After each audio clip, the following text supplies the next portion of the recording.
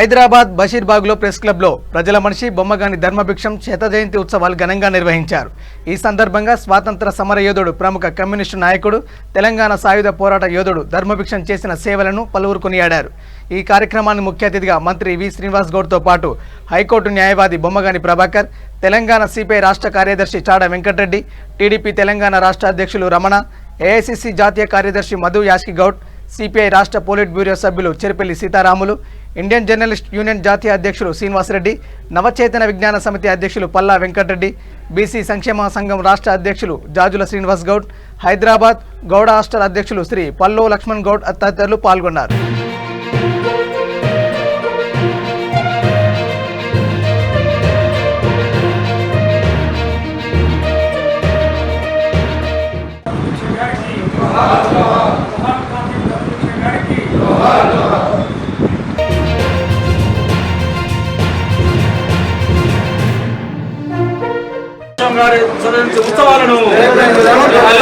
స్కూల్లో చదువుకునే రోజుల్లో ధర్మభిక్షం గారు పోటీ అసెంబ్లీలో పార్లమెంట్లో పోటీ గారినే గెలిపించండి. చేసిన తర్వాత విద్యార్థి దశలో విద్యార్థి ఉద్యమంలో యువజన ఉద్యమంలో తర్వాత పనిచేసిన తర్వాత వారితోటి మేము చిన్న వయసులో చిన్నవాళ్ళు అయినా కానీ వారు పార్లమెంట్ సభ్యులైన తర్వాత ఏదైనా సమస్యలు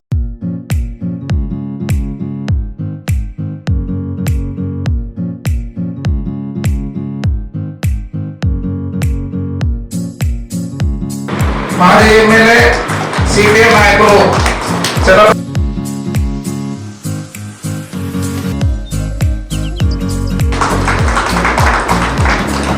కాండే గారికి అయిపోయింది.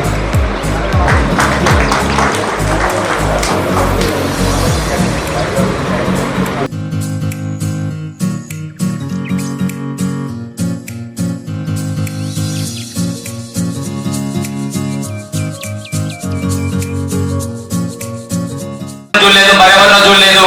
కానీ మన తరం అదృష్టవంతులం. గాంధీలను, నెహ్రూలను, గొప్ప గొప్ప యోధులను చూసినటువంటి ఆ ధర్మభిక్షం గారి తరాన్ని, తెలంగాణ సాయుధ పోరాట యోధుల తరాన్ని చూసి ఇన్స్పైర్ అయ్యి చైతన్యవంతమై వారి మార్గంలో నడిచేటటువంటి గొప్ప అవకాశం కలిగినందుకు చాలా అదృష్టవంతులుగా భావిస్తున్నాను. ముఖ్యంగా వారు పెద్దనాయకులు కావడం కూడా నిజంగా గర్వపడుతున్నాను, అదృష్టంగా భావిస్తున్నాను. ఉపన్యాసాలు జరిగిపోని ఇప్పుడు బాధ్య నాయకులు వారు మాట్లాడతారు. కానీ రాసినటువంటి ఒక చిన్న కవిత చదివి కూర్చుంటాను. ఆకాశాన్ని నెత్తినెత్తుకున్న తాటి చెట్టు తల్లి మొగిళ్ళ చేతులు చాచి, ఆకాశాన్ని నెత్తినెత్తుకున్న తాటి చెట్టు మొగిళ్ళ చేతులు చాచి, తాటి చెట్టంత పెద్ద దిక్కు నీవేనని, తాటి చెట్టంత పెద్ద దిక్కు నీవేనని ఆయన నుదుటిన తిలకం దిద్దింది.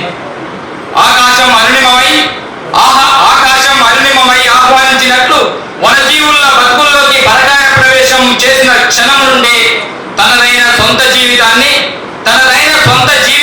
శ్రమజీవుల ఉద్ధరణకై అరుణ పతాకంగా ఎగరవేశాడు.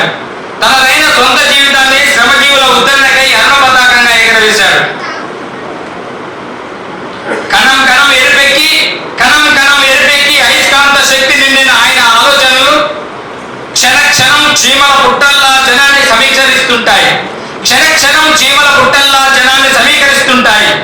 ఏ దారి లేని అడవులు, తండలు, వాగులు, ఒట్టిపోయిన గ్రామాలు, ఆయన నాటిన అడుగుల ధైర్యంతో పోరాట కేంద్రాలై నిరంకుశత్వంపై సింహాల్లా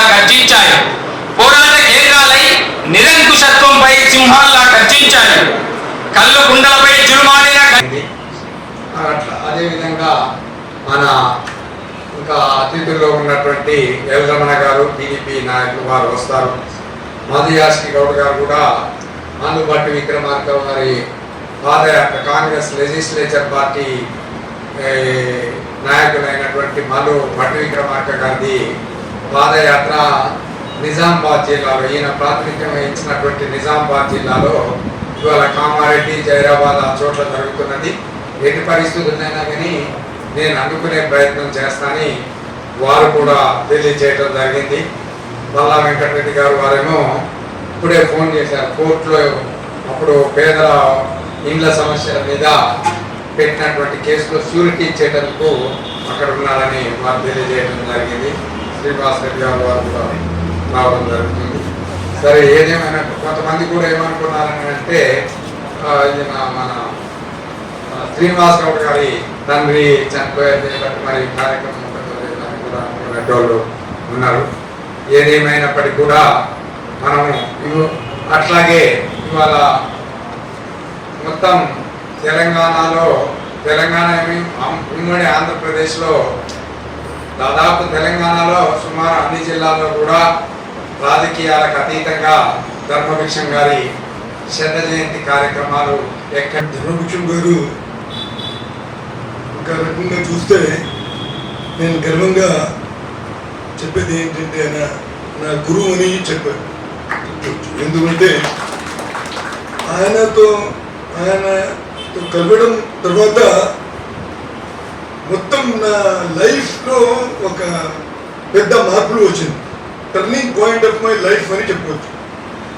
నేను ఒక ఆర్థోడాక్స్ ఫ్యామిలీ నుంచి ఆ సమయంలో నాకు అజీజ్ పషా కాదు హీజ్ హోలీనెస్ అని చెప్పేది. చాలామంది పేరుతో కూడా కాదు హీజ్ హోలీనెస్. ఎందుకంటే I come from is direct prophet Mohammed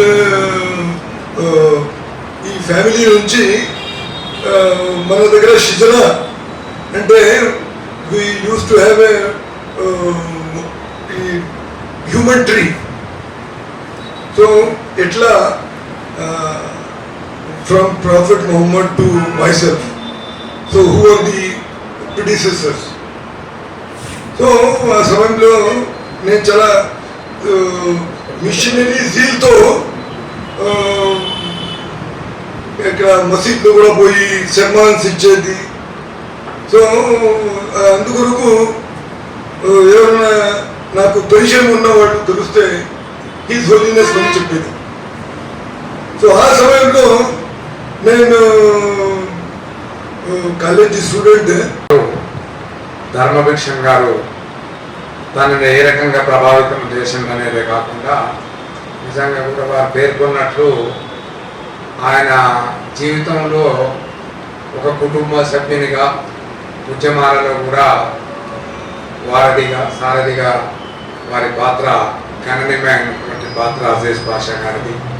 అనేక పోరాటాలలో ఈ నగరంలో నిర్మించబడినటువంటి పేద ప్రజల గుడిసెలని వాటికి ఆయన కారకుడుగా ఉన్నటువంటి అజీజ్ పాషా గారు ఎల్లప్పుడూ కూడా అనేక సందర్భాల్లో చర్చిస్తుండేది. ఎందుకనంటే ఆయన అక్కడ నల్గొండ జిల్లాలో అక్కడ ఇక్కడ చేస్తున్నటువంటి ఉద్యమాలలో ఇక్కడ అజీజ్ పాషా గారు కూడా ఉద్యమాలను చేపడితే లింక్సీ సంపాదకుడు మన ఓ సందర్భంలో పోతూ మన భగత్ సింగ్ నగర్ గుడిసెల గురించి పేర్కొంటూ ప్రఖ్యాత స్వాతంత్ర సమరయోధుడు, కమ్యూనిస్టు నాయకుడు, గీత పనివార్ల జాతీయ సంఘం అఖిల భారత గీత పనివార్ల కార్మిక సమాఖ్యని నిర్మించి దేశవ్యాప్తంగా గీత కార్మికులకు హక్కులను సాధించినటువంటి పితామహుడు.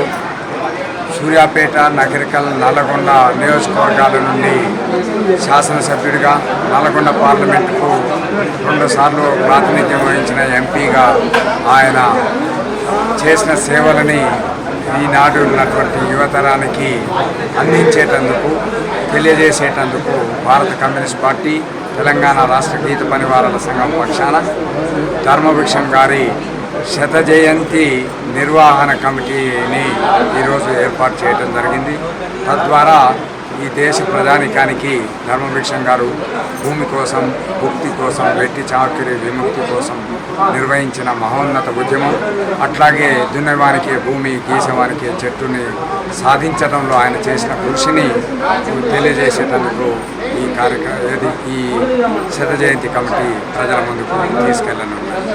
ఆయన భారతదేశంలో శాసనసభ ప్రజాస్వామిక వ్యవస్థ అంటే శాసనసభకు, పార్లమెంటుకు ఎన్నికలు ప్రారంభమైనటువంటి మొదటి ఎన్నికల్లో 1952లోనే ప్రథమ శాసనసభ్యుడిగా హైదరాబాదు